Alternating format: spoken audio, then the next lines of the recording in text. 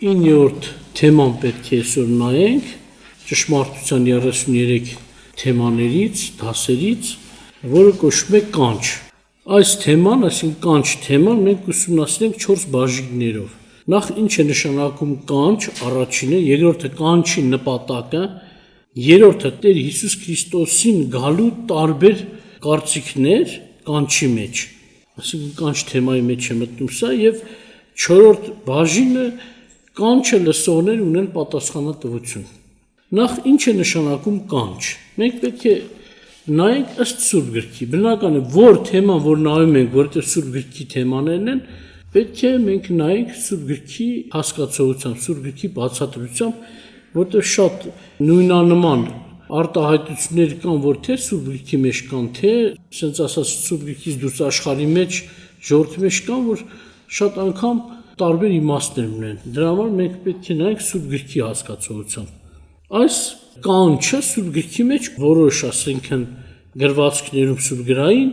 փոխարինում են կոչում կամ հրավեր բառերով։ Սուրբ գրքում կոչում բառը երկու իմաստ ունի։ Առաջինը կանչ, կոչ, կոչում, այսինքն որ Աստված մեզ կանչել է, եւ երկրորդը աստիճանի նման անվանում, պաշտոն, այսինքն Աստված մեզ կանչել է ինչ որ պաշտոնի լինելու կամ ինչ որ անվանում ստանալու։ Օրինակ ասենք, խորանանք կանչել է մեզ հավատացյալ լինելու։ Երբ որ ասում են ձեր կոչումը, այսինքն Աստված կանչել է եւ որոշել է ինչին եք կանչվել, այսինքն լինելու ինչ որ անունով կամ պաշտոնով։ Օրինակ, երբ որ կոչում են զինակոչիկ, նշանակում է այդ տեղից կանչ կա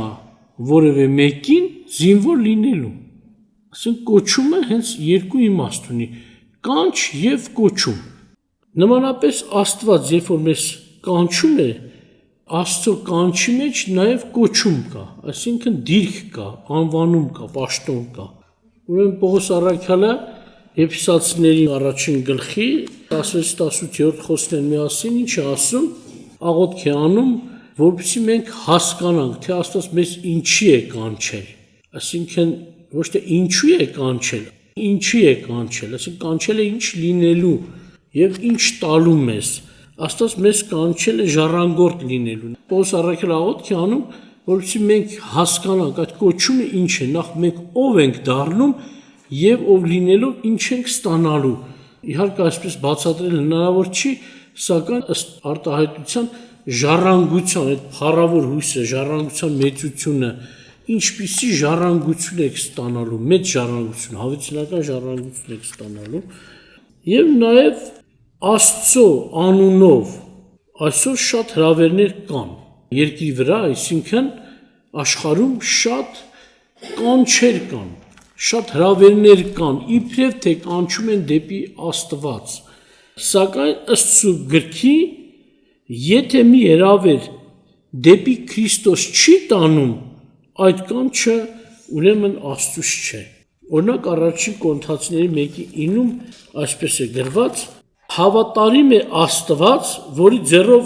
կանչվեցիք դեպի նրա որդու, մեր Տեր Հիսուս Քրիստոսի հաղորդակցությունը։ Ուրեմն Աստծո կանչը նախ սա է, դեպի իր որդին է կանչում, դեպի Հիսուս Քրիստոս է կանչում, Հիսուս Քրիստոսի հետ հաղորդակցության է կանչում, շփում ունենալու է կանչում։ Եթե մի կոչ դեպի Հիսուս Քրիստոս չի, ուրեմն այդ կոչը մի անգամից իմացեք Աստծուց չէ, մոլորություն է, որտեղ ավետարանի կանչը հին կտականից մինչև նոր կտականի վերջ մենք տեսնում ենք ավետարանը, որ հին կտականով բացահայտում է մարգարեները խոսում են նրա մասին, բոլոր կանչերը Աստծո դեպի իր սուրբ որդին են։ Ուրեմն առանց Հիսուս Քրիստոսի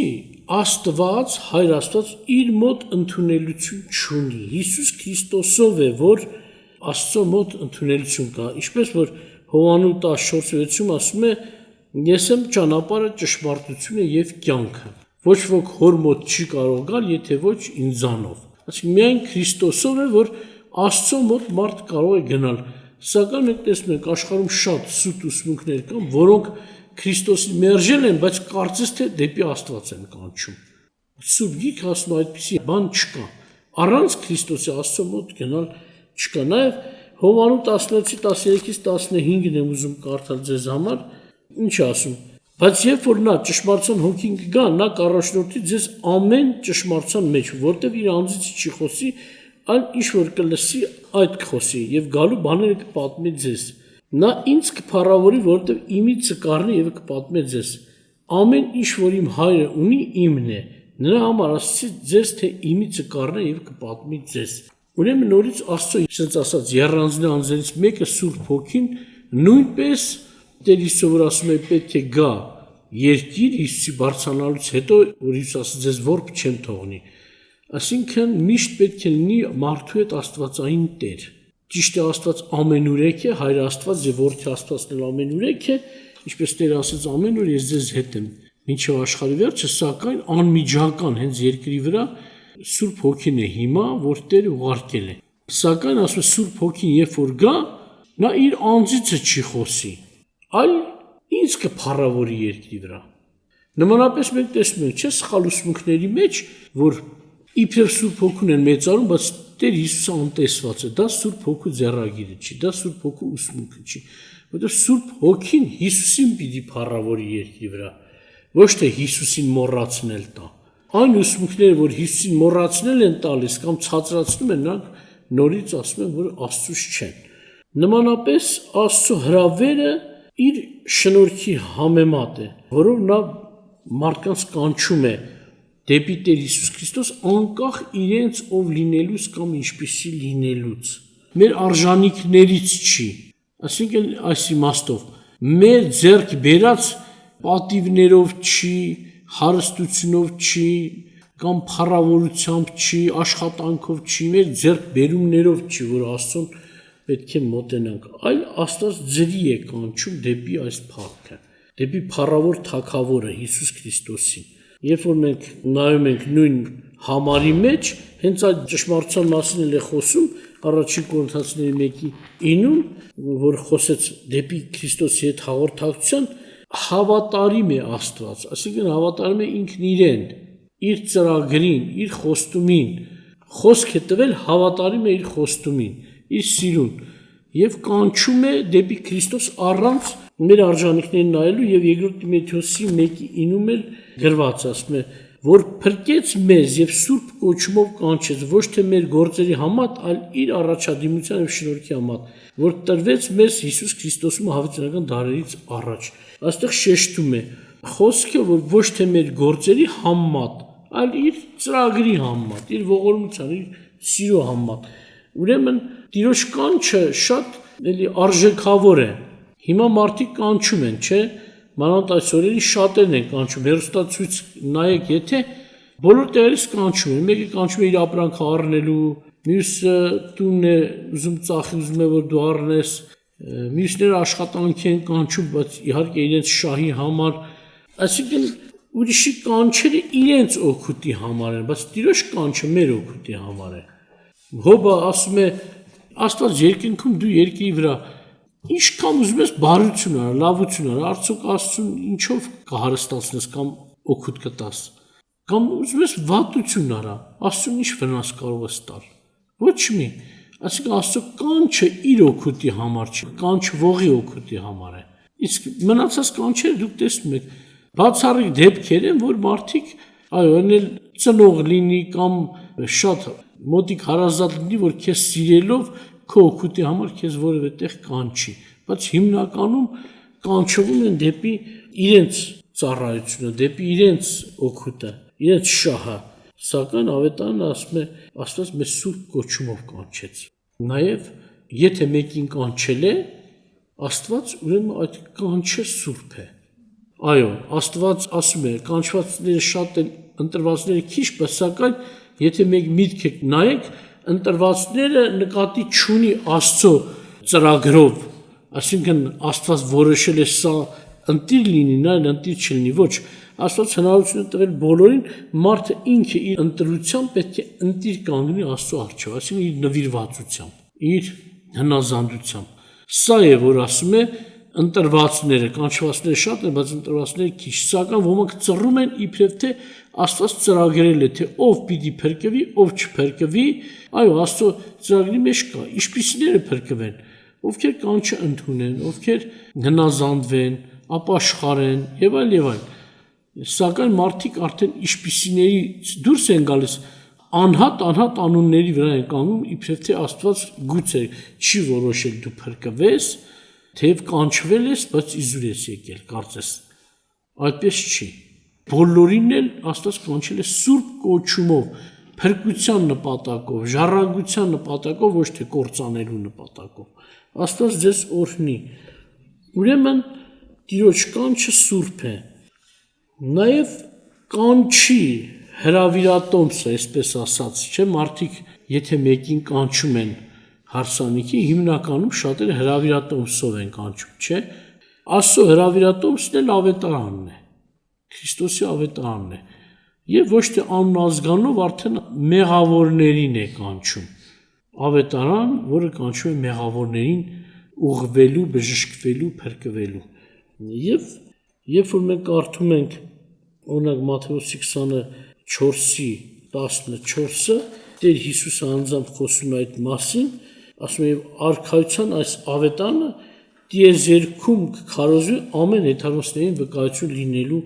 համար եւ այդ ժամանակ վերջը կգա, այսինքն Աստված իր կանչը, իր հրավերը պետք է ուղղի ամեն մարդու տիեզերքում մեկ, այսինքն երկրի վրայի բոլոր բնակիչներին, որտեղ գիտեք, այսպես է, ով որ հավատա, այսինքն ովքեր հավատալու հնարավորություն ունեն, նրանց է ուղղված ավետարանը, որ ասում են երկրի բոլոր բնակիչներին նկատի չունի կենթանական աշխարհին, այլ մարդկությանը։ Եվ նաև Գործքի 1:8-ում Սուրբ Գիրքը խոսում է նորից Տիրոջ կանչի մասին, ասում է, բայց իր աշակերտներին ասում Սուրբ Հոգու գալուց հետո ասում է, բայց դուք զորություն կառնեք, երբ որ Հոգին ձեզ վրա գա, եւ իմ վկաները կլինեք Երուսաղեմից սկսած, որտեղ որ կաք, այդտեղից սկսած եւ բոլոր Հրեաստանի եւ Սամարիայի մեջ մինչեւ երկրի ծայրերը։ Ուրեմն Տիրոջ կանչը ումն է ուղղված բոլորին, մինչեւ երկրի ծայրերը։ Այսինքն այսպես չի մեկ ազգի, օրինակ հին կտականի մեջ, հին ուխտի մեջ, այդ էլ Աստծո ծրագիր էր, մինչեւ որ կատարյալը գա, չի ասում էր ամբողջը։ Բովանդակ աշխարհի համար եղած ծրագիրը իրագործվի, սակայն Աստված նախորոք ընտրեց մեկ ազգ, երբ որ կանչեց, կոնկրետ Տիրոջ կանչը ուղղված էր մեկ ազգի, չէ՞, Հակոբի սերունդին։ Սակայն ժամանակը, երբ որ լրացավ, ասում է, ժամանակները լռում է, երբ որ եկավ, Աստված իր որդին ուղարկեց կնոջից ծնված եւ նա սկսեց Աստծո որոշած ժամանակին գործել եւ իր կանչը ուղղած է երկրի բոլոր ծայրերին։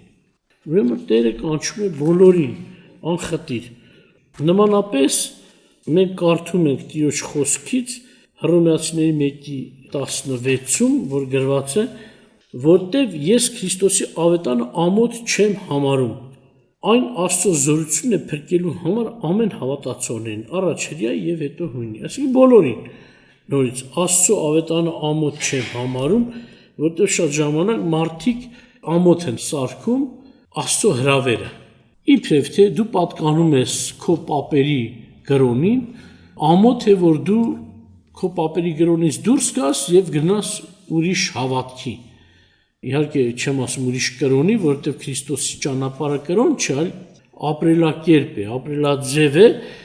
սակայն մարդիկ ամոթանք են տալիս իրենց միջից նրանց, ովքեր որ ուզում են Քրիստոսի ճանապարհին գնալ, Քրիստոսի կանչը ընդունել,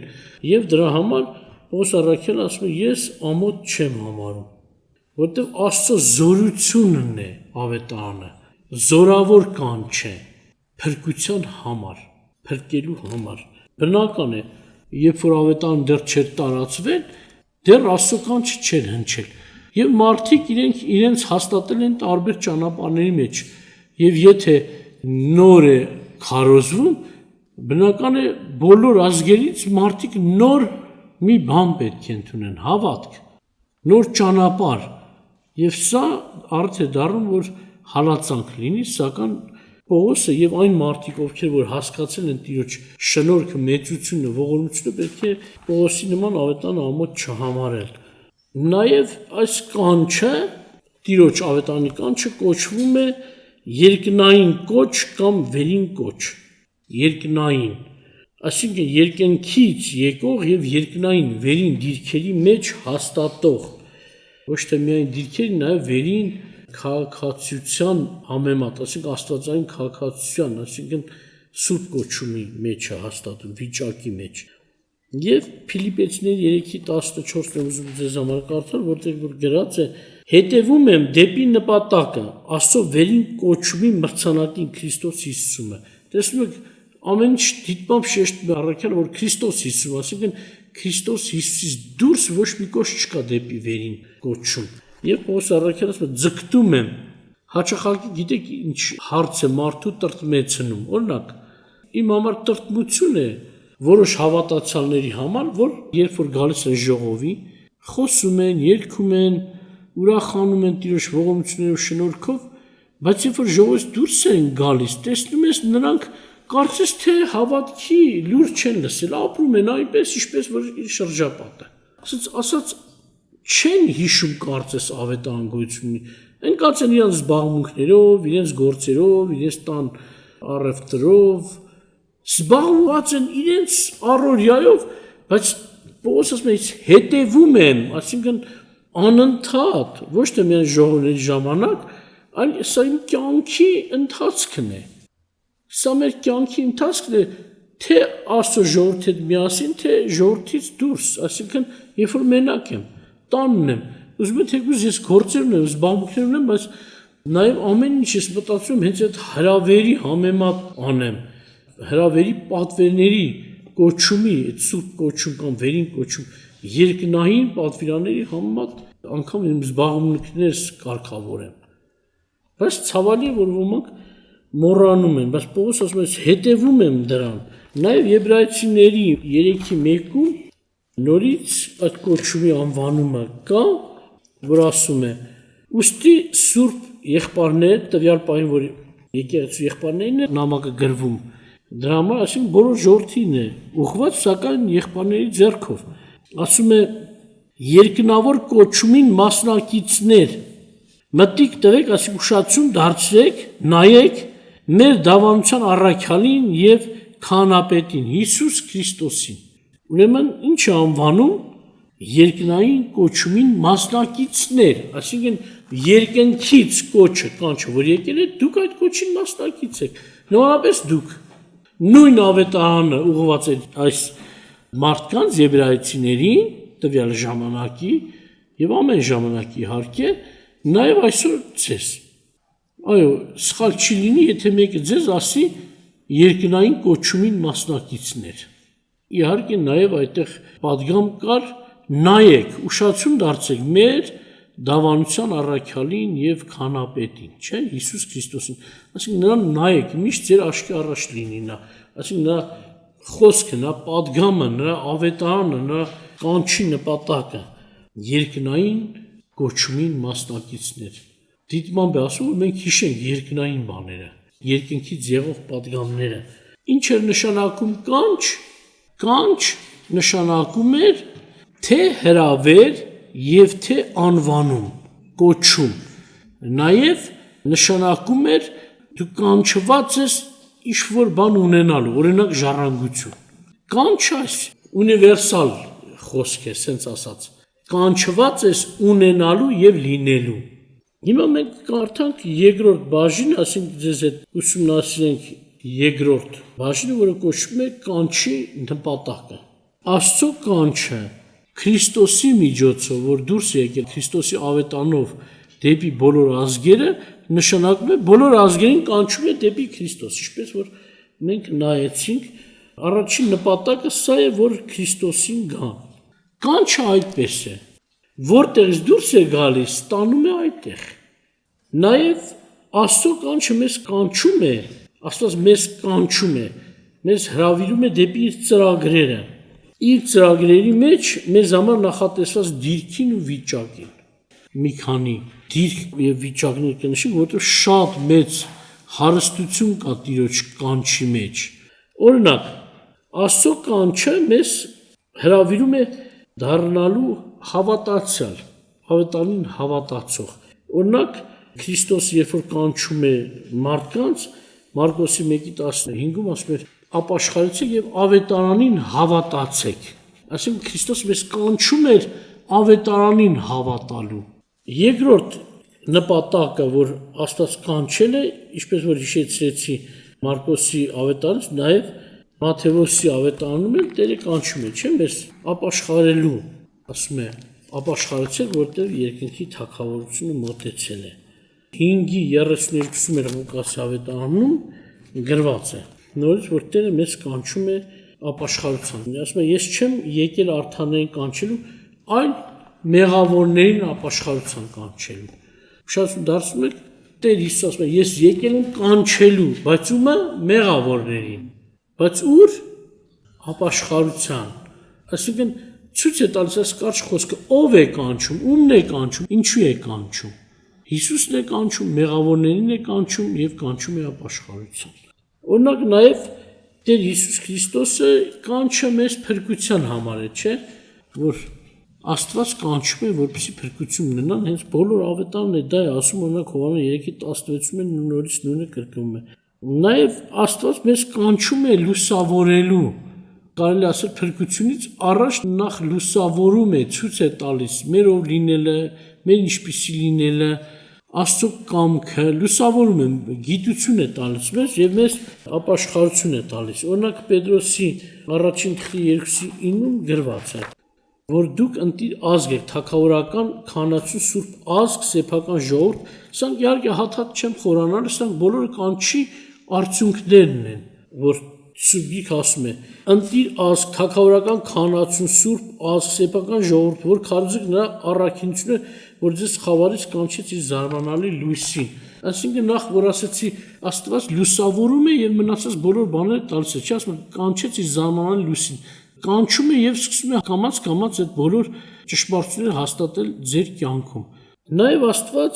մեզ կանչում է որպեսզի սրբված լինենք, առաջին Թեսաղոնիկեցիների 4:7-ում հենց այդ է գրած, նաեւ սուրբ լինելու, իհարկե շատ տեղերում կա գրված, որ ասում սուրբ կոչումով ձեզ կանչեց, այդ մասին գրված է Հռոմեացիների 1:7-ում, առաջին Կորինթացիների 1:2-ում, առաջին Թուղթ Պետրոսի 1:15-ում, 16-ում նորից խոսում է այդ մասին, որ դուք սուրբ եք, սուրբ կոչում ունեք, Աստծուց կանչվել եք սրբվելու եւ սուրբ լինելու։ Նաեւ Աստված մեզ կանչել է Աստծո որդի լինելու։ Պատկերացնում եք այս մեծ կոչումը։ Սուրբ Գիրքը ասում է հրեշտակներին, որին երբևիցե ասեց, Աստված դու իմ որդին ես։ Եբրայեցիների գրքում ասում է, բայց Հիսուսին ասեց։ Սակայն Հիսուսի պատճառով Աստված մեզ էլ ասեց, դու իմ որդին ես։ Պատկերացնում եք մի կոչում, մի կանչ մեզ կանչել է Աստծո որդի լինելու։ Սա մեծ պատիվ է, մեծ հնարավորություն է, օրինակ Հովանու ավետարանի 1:12-ում գրված է, ասում է, բայց որոնք որ նրան ընդունեցին, իշխանություն տրվեց նրանց Աստծո որդին լինելու, նրանց, որ նրա անունին հավատում են։ Ուրեմն Տերը մեզ տվել է իրավունք Աստծո որդի լինելու, նաև Հռոմեացիների 8:29-ում գրված է, որովհետև նրանց, որ առաջուց ճանաչեց, առաջուց էլ սահմանեց իր որդու պատկերին կերպանակից լինելու, որ նա անդրանիկ է լինի շատ եղբայրների մեջ։ Ուշադրություն դարձնեք, ինչ հարուստ, ասենց ասած կանչ, փառավոր կոչում, մեզ կանչել է, սահմանել է, որոշել է, որպեսզի մենք գնանք նրա ճանապարհով, Հիսուսի ճանապարհով, սակայն Աստծո ծրագրի մեջ այսպես է. Հիսուսը լինի անդրանիկա, մեծ որդին բոլորից մեջ։ Եվ Հիսուսը կոչվում էր Աստծո միածին որդի, սակայն այսօր արդեն Հիսուսը միածին չի, որտեղ Աստծուց արդեն Հիսուս Քրիստոսը շատ որդիներ ծնվեցին։ Նաև Աստված մեզ կանչել է, որպեսզի աստվածային բնությանը հաղորդ լինենք։ Հիշում եք, որ մենք ասացինք, մարդը մեղանչելով ինչը կորցրեց, աստվածային բնությունը, մեղանչականը ձեռք բերեց, բայց ապաշխարելով, այսինքն փրկվելով մարդը նորից ձեռք է բերում աստվածային բնությունը։ Եվ կանչը հենց աստվածային բնություն ձեռք բերելու համար է։ Եկեք, Աստված ասում է ինձ, եւ իմ բնությունը, սուրբ բնությունը ձեռք բերեք։ Օրինակ կարդամ 2-րդ Թուղթ Պետրոսի 1:3-4-ը։ Ինչպես որ նա աստվածային զորությունը շնորհեց մեզ այն ամենը, որ կյանքին եւ աստվածապաշտության համար պետք է, նրա գիտությունով, որ մեզ կանչեց փառքով, ուշացու դասը, կանչեց փառքով եւ առաքինությունով, որոնցով ամենամեծ եւ պատվական խոստումներն են տրված մեզ, որ նրանցով հաղորդակից լինենք աստվածային բնությանը, աշխարհի մեր ցանկություններից եղած ապականությունից հեռու փախչելով։ Այսինքն Աստծո կանչի ինչի համար է, նաև մի քիչ խորանանք, ասում որ ամենամեծ պատվական խոստումներն են մեզ տրված։ Ուրեմն մեզ կանչեց նաև ասում իր սուրբ բնության, աստվածային բնությանը հաղորդ լինելու համար։ Եվ հենց այդ պատճառով ամեն բանում օրհնեց, ինչ որ վերաբերում է կյանքին եւ աստվածապաշտությանը։ Նաև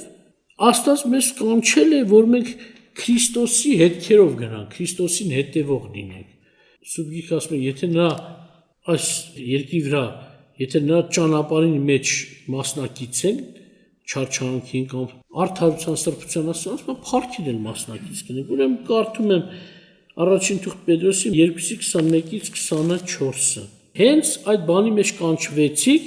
որ Քրիստոսն էլ չարչարվեց եւ ձեզ համար օրինակ թողեց, որ նրա հետքերին հետևենք, որ մեղք չգործեց եւ նենգություն չգտնվեց նա բերանում։ Նախատվելիս փոխարենը չէր նախատում, չարչարվելիս չէր սպառնում, բայց դատաստան հանձնում էր արդար դատավորին։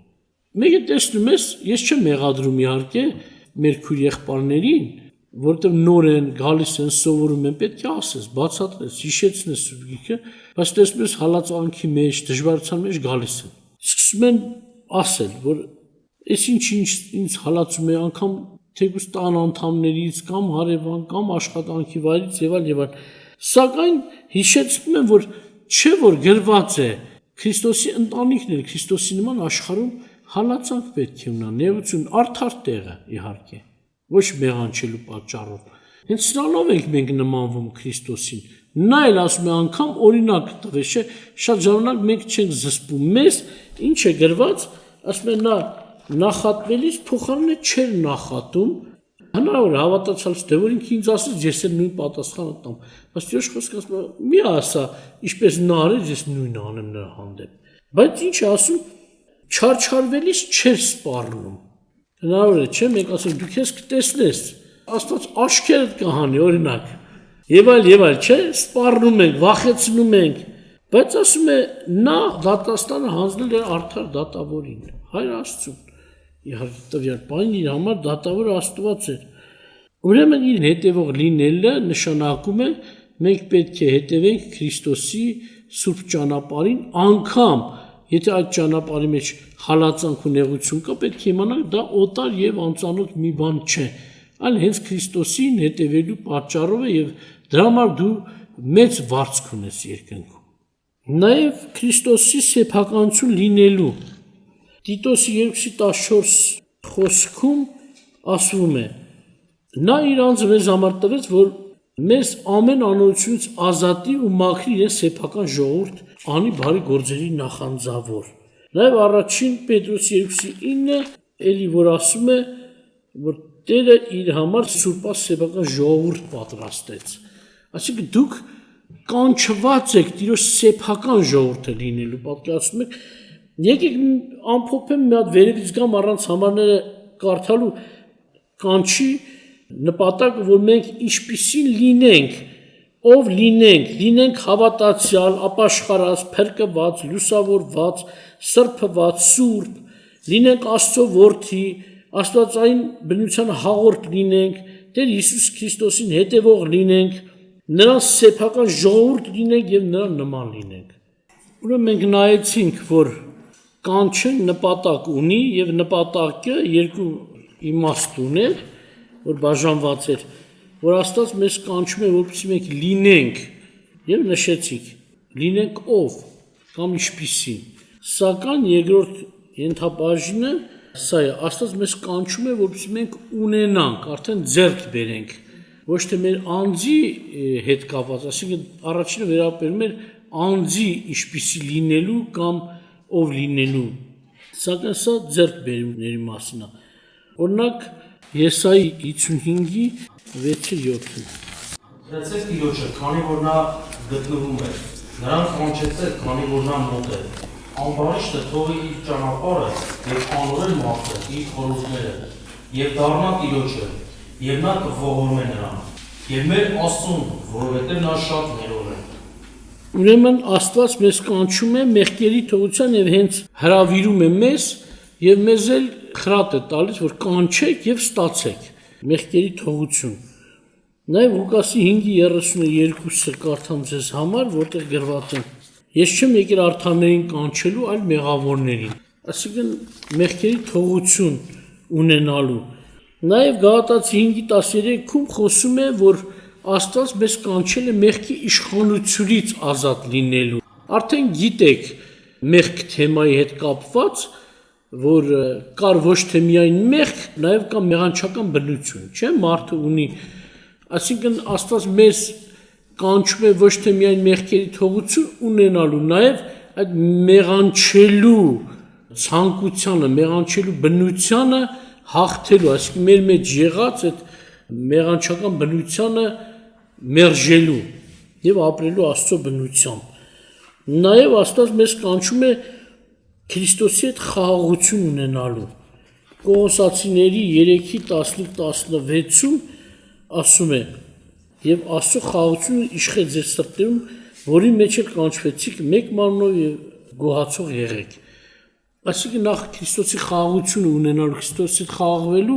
օդի միջից չի։ Մինչև որ մեղքերի թողություն չունենաս, խաղաղություն չես ունենա։ Դրա համար Աստված որպեսզի մեզ խաղաղություն պարգևի, նախ մեղքերի թողություն տվեց, նաև Աստված մեզ կանչել է, որպեսզի Սուրբ Հոգով մկրտի։ Սուրբ Հոգով մկրտություն թեմա կամ մենք դրա ժամանակ խորանանք, խոսքերում Տեր Հիսուսը հենց ասում է, ով որ ծարավ է, թող ինձ գա եւ առնե ձրի այն ջուրը, որ ես կտամ, եւ հետո ասում է, սա խոսեց այն հոգու համար, որ առնելու են իրեն հավատացողները։ Նաև Աստված մեզ կանչել է հավիտենական կյանք ունենալու բազում համարներ կան, որոնցից մեկն էլ վկայում է առաջին Տիմոթեոս 6:12-ը, նաև Աստծո թագավորությունն ու փառքը ունենալու։ Առաջին Թեսաղոնիկեցի 2:12-ում ասում է Աստված մեզ կանչեց իր փառքին եւ թագավորությանը։ Նաև Աստծո ժառանգությունը, ժառանգորդ լինել ուրիշ է, ժառանգություն ունենալ ուրիշ է։ Ժառանգորդ լինել, ժառանգություն ունենալ։ Գործքի 26:18-ում հիշում եք Պողոսի եղած պարգևի մեջ Տեր ասես չէ, որ ինձ հավատալով սուրբերի հետ ժառանգություն ունենալ, ինձ հավատացողները։ Նաև Հռոմեացիների 8:17-ը նույնպես խոսում է ժառանգության մասին, որ պետք է ստանան Քրիստոսին հավատացողները։ Իհարկե երանություն է տալիս Սուրբ Գիրքը, ասում է երանի նրանց, որոնք հրավիրված են գառի հարսանիքին։ Հայտնության 19-ում խոսում է այդ մասին, դուք ունեք հրավեր Քրիստոսի հարսանիքին մասնակցելու։ Ամեն մեկի բախտը չի բերի այս հարսանիքին մասնակցելու։ Ուրեմն մենք նայեցինք, որ Աստծո կանչը նպատակ ունի, նպատակը երկու մասի ենք բաժանել, թե մենք ինչպիսին կամ ով պետք է լինենք, կամ ինչ պետք է ստանանք։ Եվ ուզում եմ համեմատել բոլոր կանչերի հետ, մենք մեր կյանքում եթե ունեցել ենք կանչեր, որոնց համար մեզ երջանիկ ենք զգացել, բացի Աստծո կանչերից, եթե հիշենք ուրիշ կանչեր, կտեսնենք, եթե համեմատենք Աստծո այս կանչերի նպատակի հետ, կտեսնենք այսպիսի կանչ չկա, այսպիսի փառավոր գործ չկա որևէ տեղ։ Նաև որքան որ ծանոթացել եմ, որքան որ հետաքրքրվել եմ մանավանդ այսօրվա միջոցներով, ավելի հեշտ է իմանալ, տեղեկություններ ձեռք բերել ինտերնետով, օրինակ շատ հավատքների, շատ կրոնների մեջ էլ կանչեր կան, բայց ավետարանի կանչի փառավոր, ասենց ասած, ունեցվածքը, կոչումը ոչ մի կանչ չունի։ Քրիստոսը գերազանց է ամենքից իր կանչով։ Նրա կանչի նպատակները ոչ թե կարելի համեմատել, այլ անհամեմատելի, փառավոր ու մեծ են, բարձր են բոլոր կանչերից, թեկուզ շատ հավատքներ ու շատ կրոններ կան երկրի վրա։ Երրորդ բաժինը սա է, որ կոչվում է Տեր Հիսուս Քրիստոսին գալու տարբեր կարծիքներ։ Տեր Հիսուս Քրիստոսին գալու տարբեր կարծիքներ կա, նշենք դրանցից մի քանիսը եւ ցույց տանք, թե որն է Սուրբ գրայինը։ Օրինակ սխալների մասին էլ կխոսենք, Սուրբ գրային ճշմարտության մասին էլ կխոսենք։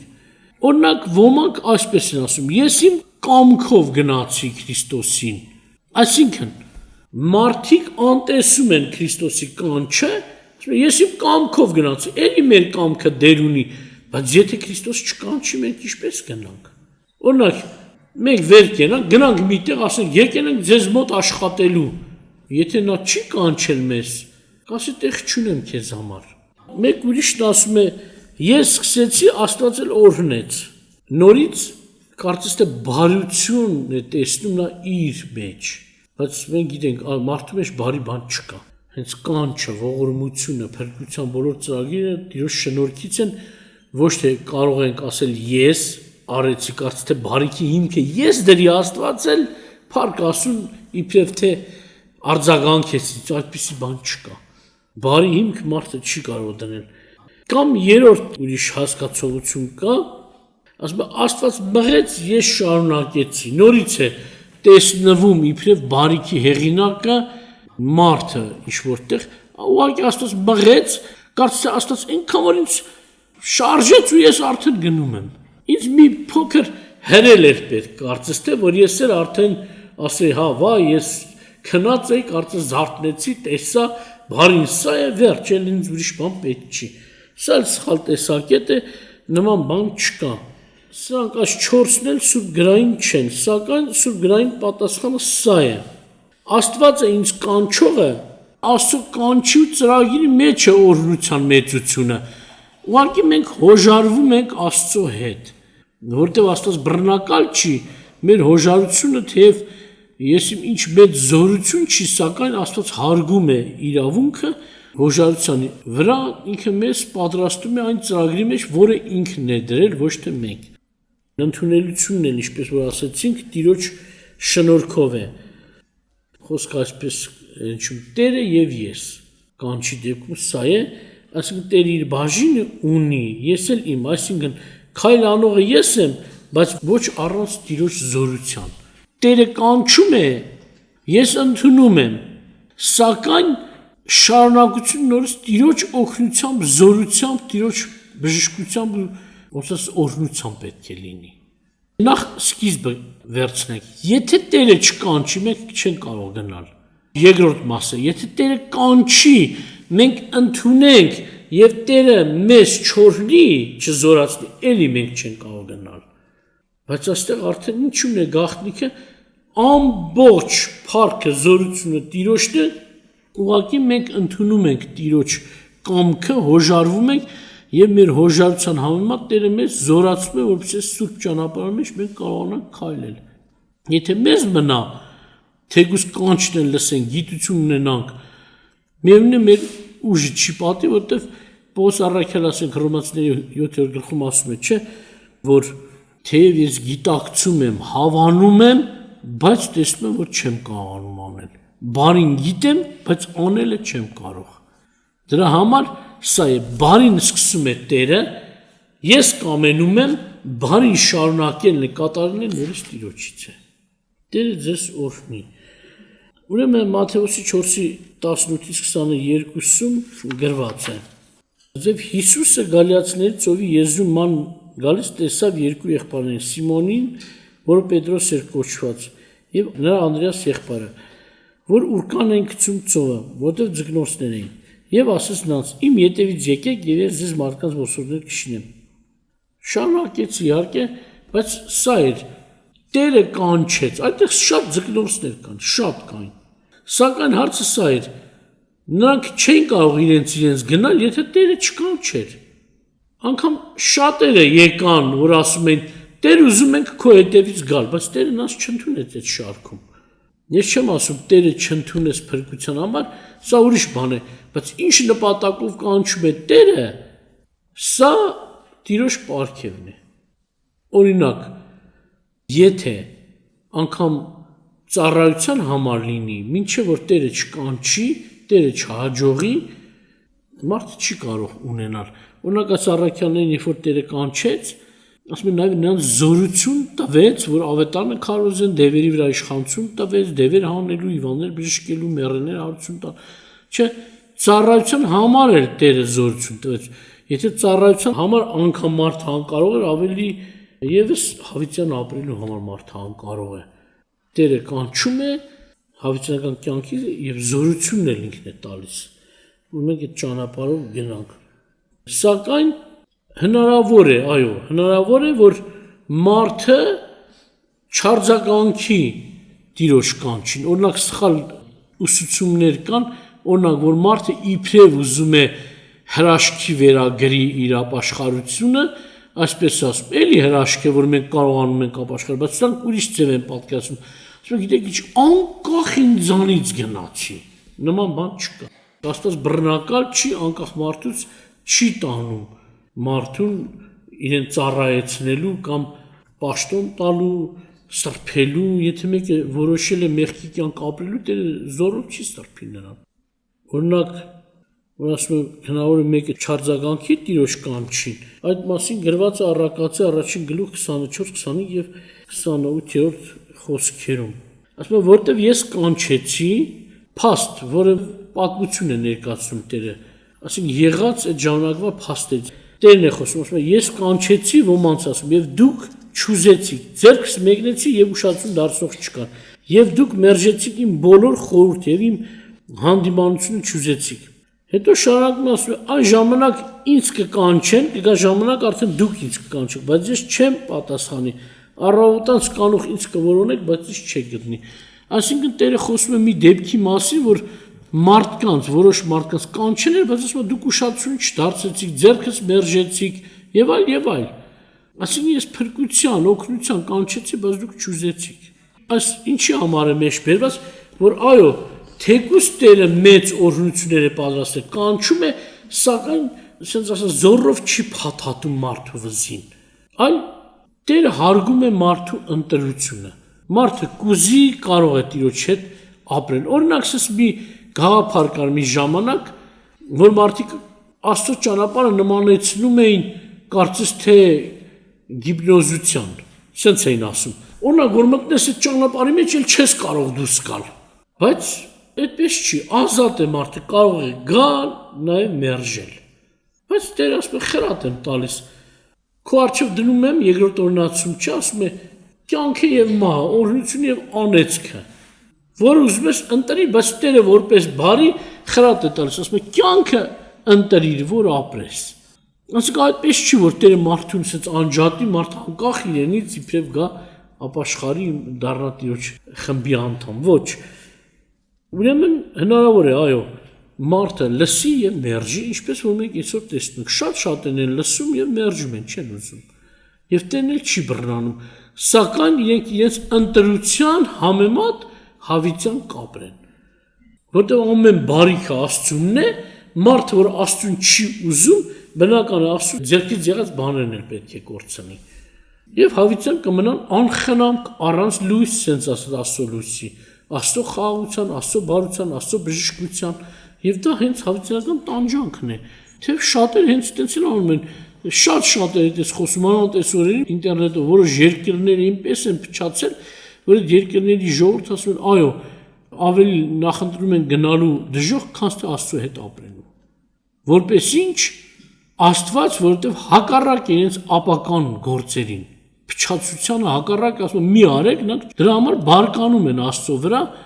թե ինչու պետք է Աստված մեզ ասի մի փչացի։ Մենք կանենք ինչ որ ուզում ենք, Աստված ասում է դե կանենք ինչ որ ուզում եք, ես էլ ձեզ չեմ տա այն բարիքները, որ ես եմ ստեղծել։ Շուտով կզրկեմ այդ բարիքներից։ Դա իրավունք է։ Աստծո անձը չես ուզում, Աստծո բարիքներն էլ պետք է կորցնես։ Վերջում 4 բաժնում ասում է Աստծո կանչը լսողներ ունեն պատասխանատվություն։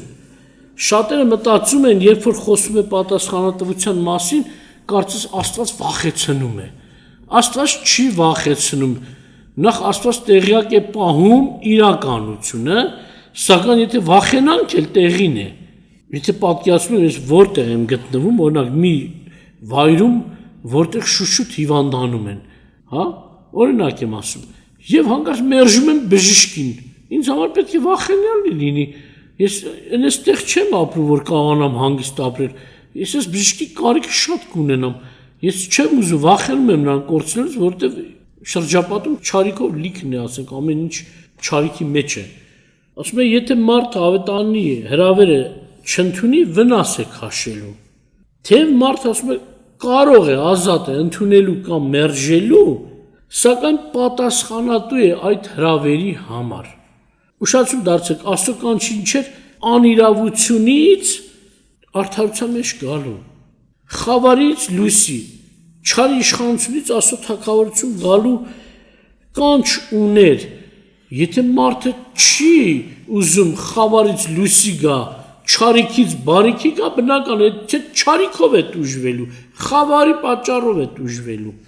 անիրավության պատճառով է տուժվելու, որտեղ անիրավություն չի ուզում թողնի, որ գա արդարության։ Օրինակ, Մատթեոս 22:3-7 ձեզ համար կարդամ, որտեղ գրված է. ասում է, եւ իր ծառաներին ուղարկեց, որ հարսանիքի կանչեն հրավիրվածներին։ Տերը մի առակ է պատմում,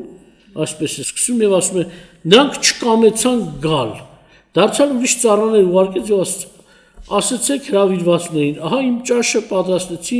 իմ մսացուները եւ արչարները մորթված են եւ բոլորը պատրաստ է, եկեք հարսանիքի։ Իսկ նրանք անհոգ լինելով գնացին մեկ իր արտը, մյուս իր առևտրին եւ մնացածները բռնեցին նրա ծառաներին, նախատեցին եւ սպանեցին, բայց թագավորը լսելով բարկացավ եւ իր զորք ուղարկեց այն սպանողներին սատկեցրեց եւ նրանց քաղաքը այրեց։ Ուշադրություն դարձեք, նախ բարիք էր պատրաստված թագավորի կողմից, սեղան, եւ այս թագավորը նվեր չէր ուզում, սակայն ոմանց համար ասում է անհոգ եղան, գնացին իրենց արտեր, իրենց դաշտեր, այսինքն ինչ կորցրեցին, կորցրեցին այն բարիքները, որ պետք է ընդունեին թագավորի տանը, սակայն ոմանք էլ ասում է վերցեցին, հալածեցին եւ սպանեցին նրա ծառաներին, ուղարկվածներին, կանչողներին, եւ թագավորը բարկացավ, ես ձեզ բարիքի եմ կանչում, դուք չարիք եք անում։ Այսօր հենց նույնը կա։ Քրիստոսը բարիք է արել, իր կյանքն է զոհել, որպեսզի մարդը փրկվի, չարիքից ազատվի, բայց մարդիկ ծաղրում են մարդիկ։ Երեք խոսում էի մեկի հետ, ինքը ապրում է Եվրոպայում, եւ ինչ որտեղ ասում է, ես իմ նկարի վրա մի խաչ էի դրել։ Այսինքն նկարը խաչի հետ, ասած ասած մոնտաժեր արած, ասում տեսնես քանի հոգի ինձ հայոյանքներ գրեցին խաչի համար։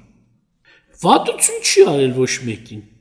Դու ասում են հետամնաց Քրիստոսի հետևից ես գնում։ Դուք հետամնաց եք եւ այլ անպատվում են այն փրկությունը, որը Քրիստոսը իր կյանքով պատրաստել է։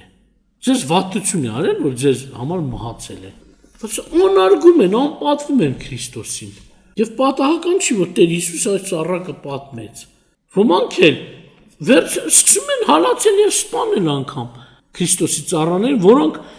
խաղաղության պատգամ են ուղում իրանց, ասում են ապաշխարեք, որովհետեւ Աստծո թագավորությունը մոտեցել է։ Ատում են ես փրկության սիմվոլն անգամ խաչը։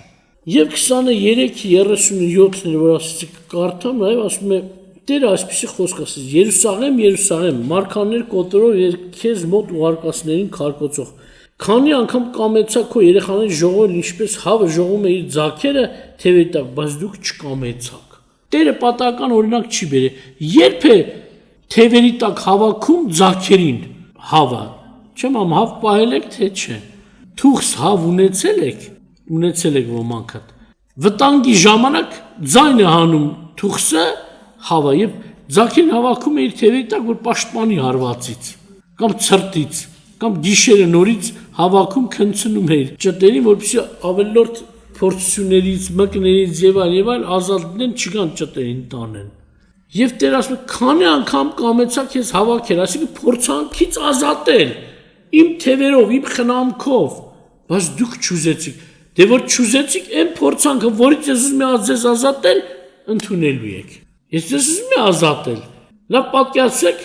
կարկուտ է գալիս։ Մարդը դրսում է։ Ես ուզում եմ, քանի անգամ ուզեցաք ես կարկուտից ազատել իմ տունը ընդունել, բայց դու չուզեցիր։ Դե մնա կարկուտի հարվածի տակ, օրինակ։ Չէ՞։ Անձրևից է ուզում ազատել, որ չմրսես հիվանդանաս, դու չուզեցիր, դե մնա անձրևի տակ, եւ այլ։ Ցրտի վնասը ստանաս, եւ հենց Տեր Հիսուսի պատասխանը սա է առաջին հարցում։ Թեև Տերը թագավորների թագավոր է, նրան անպատվողը նորից պետք է պատիժ կրի, բայց մինչև որ ինքը իր պատիվը պահանջի, նաև փորձանքից չեն ուզում ազատվեն։ Հենց այդ փորձությունն է իրենց չարիքը, նոր դատաստանը տիրոջ, այսինքն ինքը պատվախնդիր է։ Պետք է վրեժխնդիր լինի իրեն անարգողներից։ Ես քեզ հարգեմ, դու ինձ անպատվես։ Ես քեզ ստեղծեմ բարիքով, խելքով, ամեն ինչով, որ դու կարող ես կյանքը վայելել եւ քեզ թվում է թե բարիքը վերցեցին ինձ էլ եկում շպրտեցին, հա, այդպես ո՞նց կլինի։ Եվ նորից, երբ որ մենք ուշադրություն ենք դարձնում,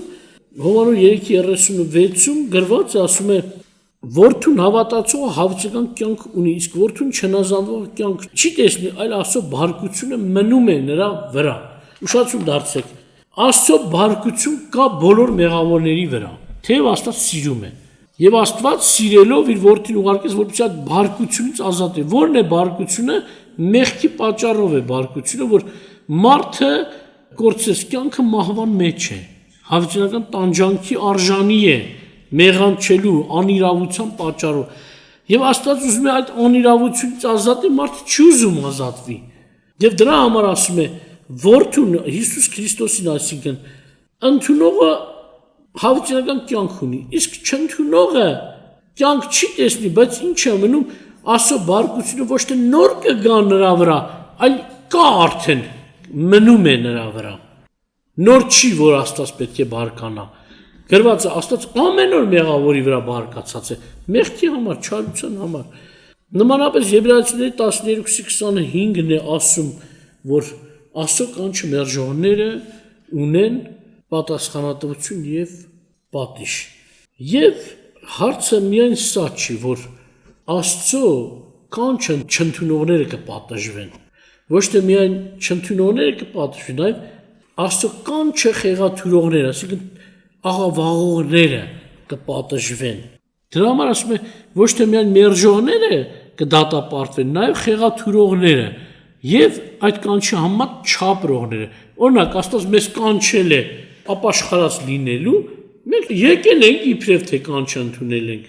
Հավատում ենք Հիսուսի անձի հետ կապված որոշ ճշմարտությունների, բայց չենք ապաշխարել։ Կամ կանչել է սուրբ լինելու, բայց մենք սուրբ չենք։ Չէ՞։ Արդար լինելու արդար չենք։ Ուրեմն նշանակում է մենք այդ կանչը խեղաթյուրել ենք։ Աստված մեզ դրա համար չի կանչել։ Եվ ասում է ծուռ ներկայացնողները, օրինակ Մատթեոս 22:11-13-ում այսպես է գրած. Եվ երբ որ թագավորը մտավ ներս, ուշադրություն դարձրեք, նույն առակն է, որ ասես ոմանց կանչեց, անհոգ գտնվեցին, ոմանք էլ ծառաներին սպանեցին, բայց շատերն էլ եկան։ Սակայն Տերը միայն չուրախացավ, որ եկել են, լավ է, որ եկել են։ Միայն չարերը նրանք էին, ովքեր որ չեկան կամ ծառաներին սպանեցին, չէ։ Միայն դրանք չեն, բայց մեկ ուրիշ վերաբերմունք ենք տեսնում, ասում է, բայց երբ որ թագավորը մտավ բազմականներին մտիկ անելու արդեն հավաքվածներին, այնտեղ մի մարդ տեսավ, որ հարսանիքի հանդերձ չէր հագել։ Եվ նրան ասեց. «Ընկեր, ինչպես մտար այստեղ, որ հարսանիքի հանդերձ չունես»։ Եվ նա պապանձվեց։ Այն ժամանակ թագավորը ասեց ծառաներին. «Դրա ոտքերը եւ ձեռքերը կապեք եւ առեք դրան եւ դրսի խավարը գցեք, այնտեղ կնի լաց եւ ատամների կրճտել»։ Գիտեք, ասա էլ որտեղ է անշեշ կրակի մեջ։ Ուրեմն հետաքրքիր է, ոմանք մերժեցին, պատժվեցին, ոմանք ծառաներին սպանեցին կամ ծեծեցին, պատժվեցին, մի հոգի էլ կար, որ եկել էր հարսանիքի, բայց հարսանիքի հանդերձ չուներ։ Կա դուք ասեք ոնց թե հանդերձ չուներ, ընդհանրապես սենց սովորություն կար, եւ Տերը այդ սովորության համատ էր պատմում, ոչ թե հիմիկվար արդեն բազմազան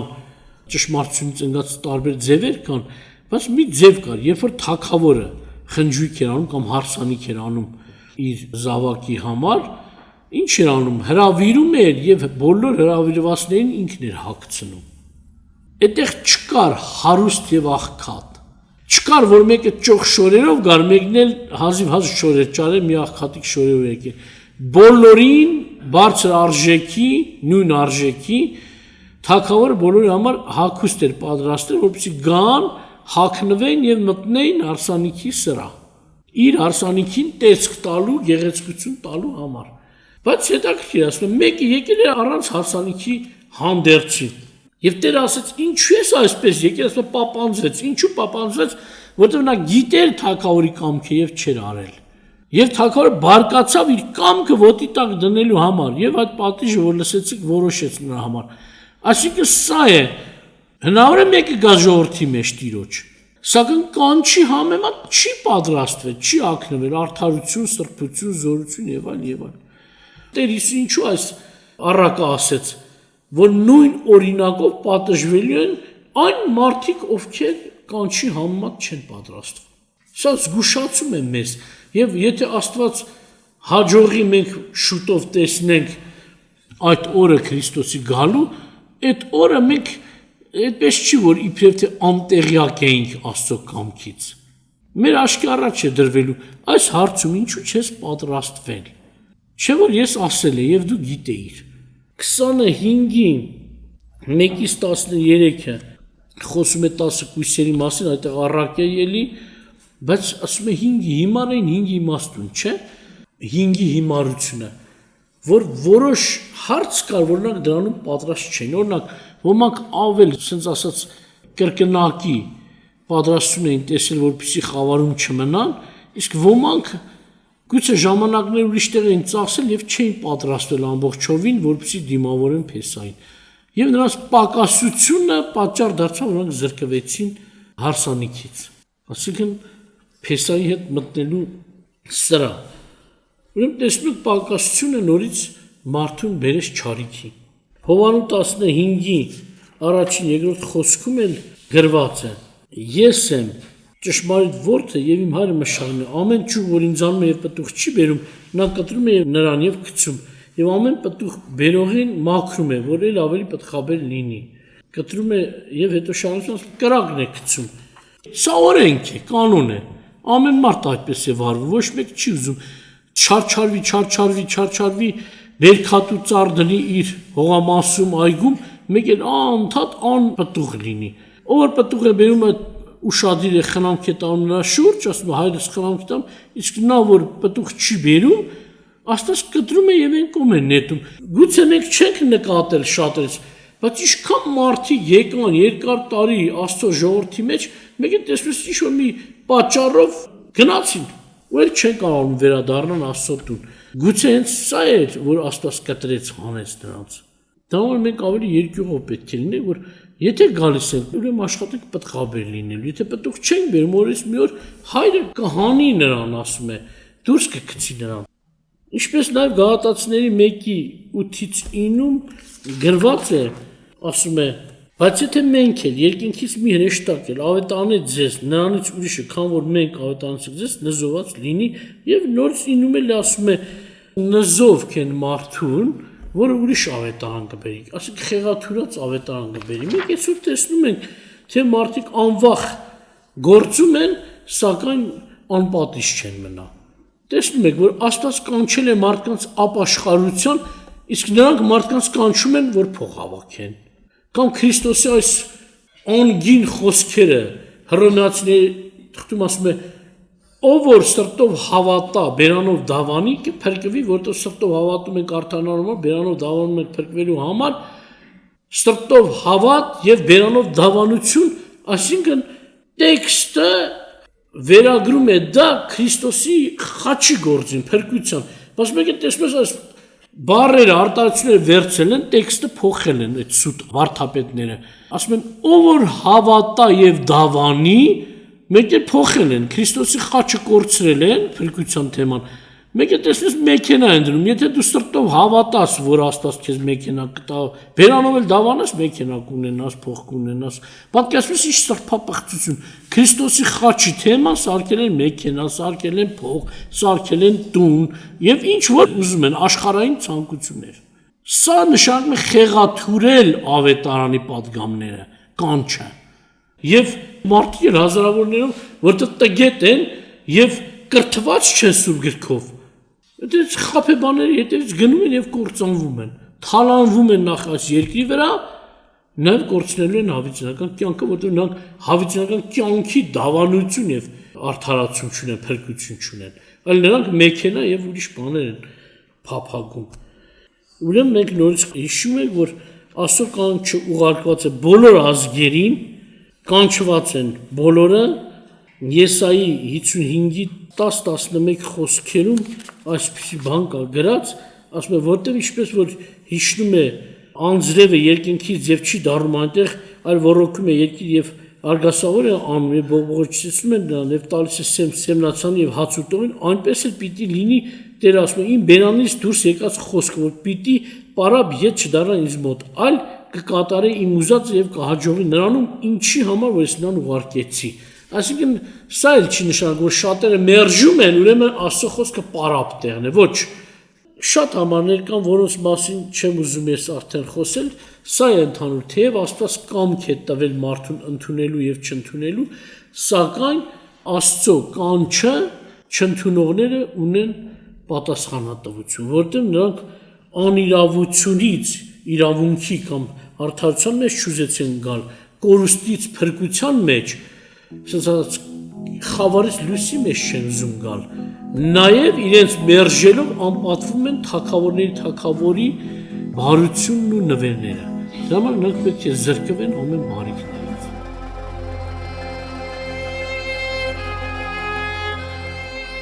Աստծո կանչը աշխարհին հնչում է ավետարանի խոսքով,